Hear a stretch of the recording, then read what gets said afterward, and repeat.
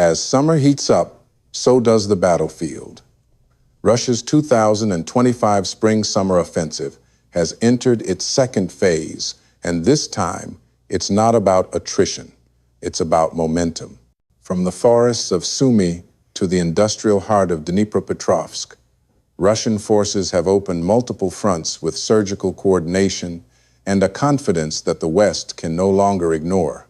Western headlines have grown quieter, even as Ukraine suffers battlefield setbacks across 5 major directions. Gone is the narrative of a static front. In its place, drone swarms, artillery shocks, and tactical breakthroughs. Russia isn't just pressing the line, it's redrawing it. For Ukraine, the cost isn't just territory, it's morale, logistics, and strategic depth. As the seasoned voice of Morgan Freeman cautioned, this war ain't about holding lines no more. It's about shattering illusions. Stay tuned.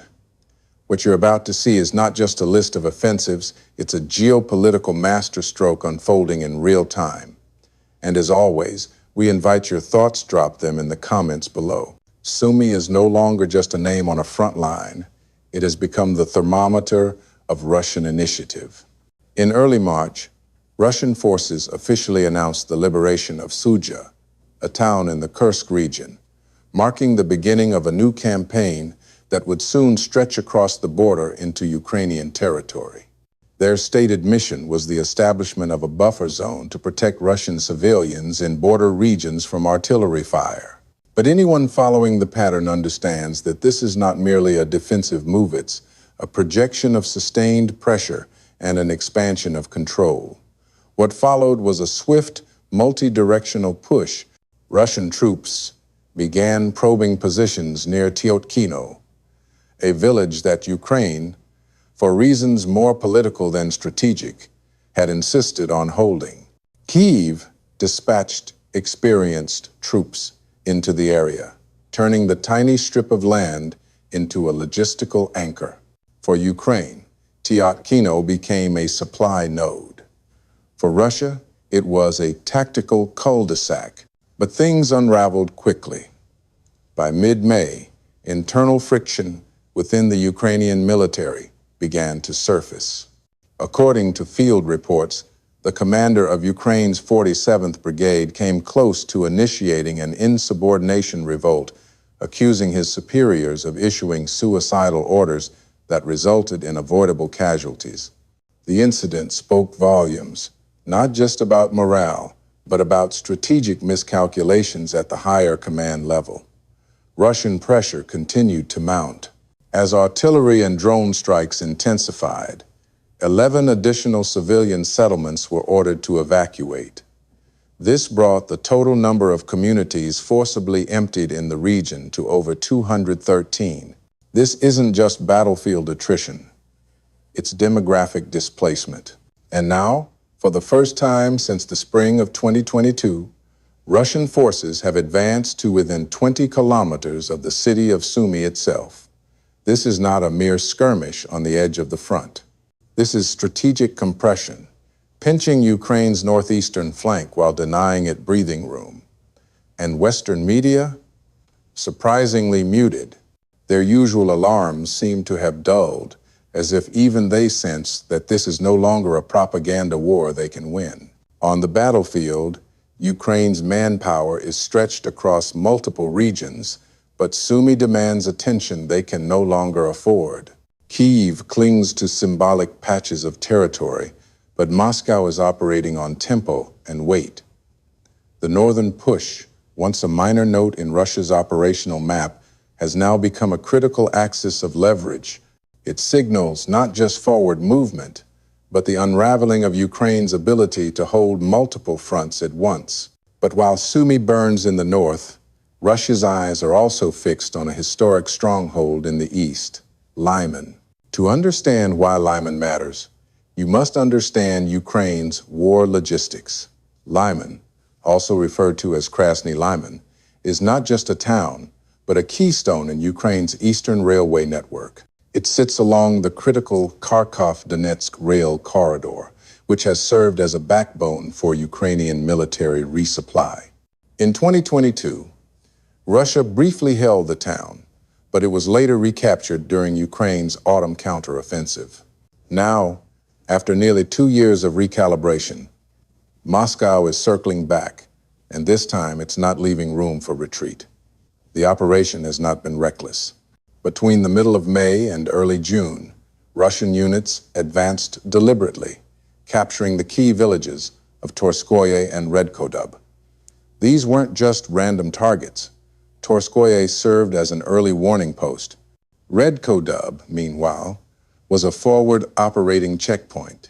Their fall represents the collapse of Ukraine's first line of defense on the western approach to Lyman. Today, Russian forces stand just 10 kilometers from Lyman's urban boundary and only 7 kilometers from the Izium Road, one of the few remaining resupply routes into the area. Ukraine's options here are limited. Direct reinforcement from Izium risks ambush. Meanwhile, maneuvering from the south is impossible as the Seversky Donets River blocks any flanking attempt. During the brutal campaigns of 2022, this river proved uncrossable for both sides. But with drones and loitering munitions now saturating airspace, any attempted river crossing would be an invitation to destruction. So the net tightens. Russia advances from the north and northwest, and the town begins to suffocate under the weight of artillery, drone surveillance, and slow encirclement. This is not a lightning strike. It is methodical, surgical. Russia isn't in a hurry because pressure, not speed, is the goal. And unlike the early war period, this time Moscow has built a tactical scaffold. They control the outer settlements. They dominate the approach routes. And crucially, they can choose when to launch the final push. Meanwhile, Western coverage remains oddly disengaged. Their focus has shifted to geopolitical conferences, sanctions, and distant drone strikes. But on the ground, Ukraine's logistical spine is being snapped, one junction at a time. If Lyman falls, it will not only disrupt Ukrainian mobility in Donetsk, but also serve as a springboard for operations towards Sloviansk. As Lyman teeters in the east, a much larger prize comes into view. Dnipropetrovsk, Ukraine's industrial heartland. For more than 3 years, Dnipropetrovsk remained a rear zone. It was Ukraine's industrial engine, logistical hub, and a psychological safe space, a province many believed immune from direct ground assault. That illusion shattered on the 8th of June, when the Russian Ministry of Defense publicly confirmed that armored units from the 90th Tank Division had reached the administrative boundary separating Donetsk from Dnipropetrovsk. This wasn't an isolated patrol. It was a signal. And that signal said, no part of Ukraine is off the table anymore. According to information published by the Moscow Times, sources close to Kremlin military planners revealed that Dnipropetrovsk was viewed as a double asset, both tactical and negotiable. By advancing into this key province, Moscow creates leverage in any future negotiations over Kherson or Zaporizhia, while simultaneously threatening Ukraine's last major stronghold in the east. But this isn't just about psychological pressure.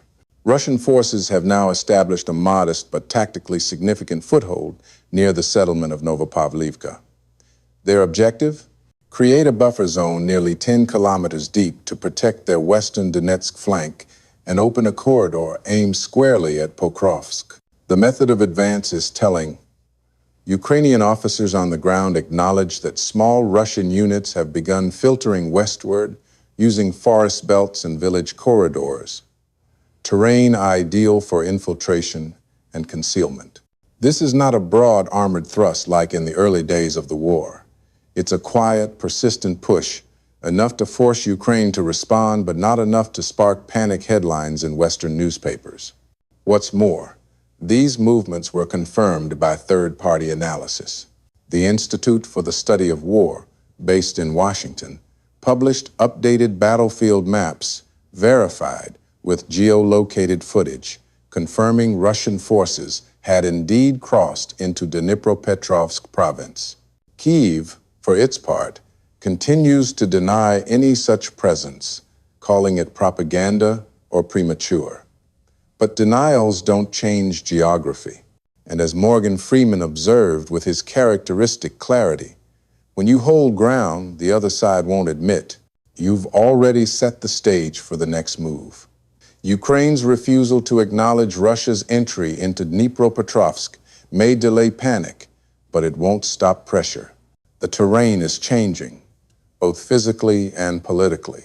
And while Western attention is fixated on high-level diplomacy and aerial skirmishes, the ground war is tilting in Russia's favor with every quiet kilometer gained.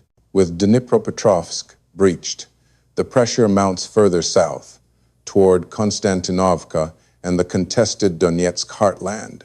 In the shadow of Dnipropetrovsk's breach lies another dual crisis, this time centered on two key towns, Konstantinovka and Pokrovsk.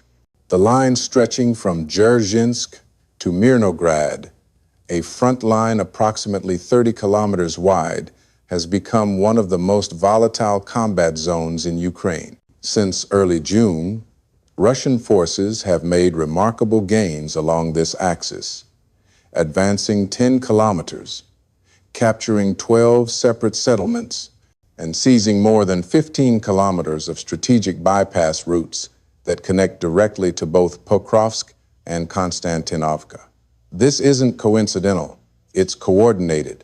Konstantinovka, a city of 67,000 people before the war, is now increasingly isolated. Russian units are closing in from the south, threatening to sever remaining access routes and choke off supplies. Meanwhile, Ukraine's rear echelons are already showing signs of collapse.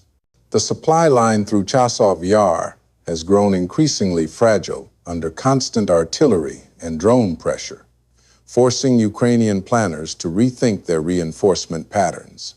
Simply put, the logistical oxygen sustaining Konstantinovka is thinning and fast. Further south, the situation is no better. Russian forces operating near Velikaya Novoselka have secured control of the town of Bogatyr and several nearby positions. The front now lies just 15 kilometers from the Dnipropetrovsk border, a proximity that would have been unthinkable just 1 year ago. What makes this especially noteworthy is the unprecedented cooperation between Russia's Central, Eastern, and Southern military groups. This multi-axis coordination, rare in recent military history, has allowed Moscow to compress Ukraine's defense lines while exploiting confusion and overstretch. Even Ukraine's 33rd Mechanized Brigade, one of its most celebrated units, has been forced to retreat repeatedly. Since late 2024, its field hospitals have been withdrawn 4 separate times. Their outpost in Novopavlivka, once thought secure, was heavily damaged in a recent Russian artillery strike. As a result, medical personnel and equipment had to be relocated further west, deeper into inner Dnipropetrovsk. This isn't retreat under chaos. It's retreat under calculated pressure. Russia is no longer relying on massed infantry or reckless charges. Instead, they're using small assault groups to 4, sometimes 6 soldiers, advancing methodically through tree lines and buildings, probing for weak points and exploiting terrain. According to Barbarossa, a Ukrainian officer with the 72nd Brigade, Russian infantry are operating like a scalpel, not a sledgehammer. And each inch they gain is won not through brute force, but adaptive precision. And behind all these moves lies one consistent principle: